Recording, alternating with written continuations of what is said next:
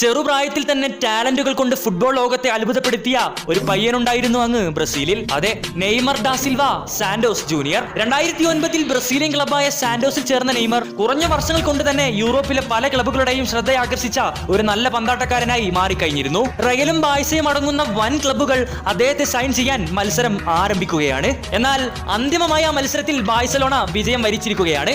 45 million യൂറോയിൽ കൂടുതൽ കൊടുത്തൊന്നും Neymar വാങ്ങേണ്ട ആവശ്യം തൽക്കാലം റയലിനില്ല എന്ന് പറഞ്ഞുകൊണ്ട് Real Madrid president Fiorentina പെരസും manager ആൻസലോട്ടിയും ആ സൈനിങ് ഒഴിവാക്കുകയായിരുന്നു.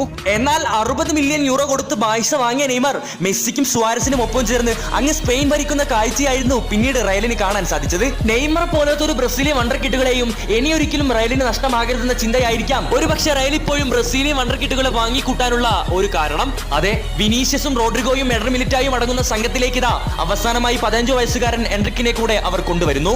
നിങ്ങൾക്ക് ഈ വീഡിയോ ഇഷ്ടമായെങ്കിൽ ലൈക്ക് ആൻഡ് സബ്സ്ക്രൈബ്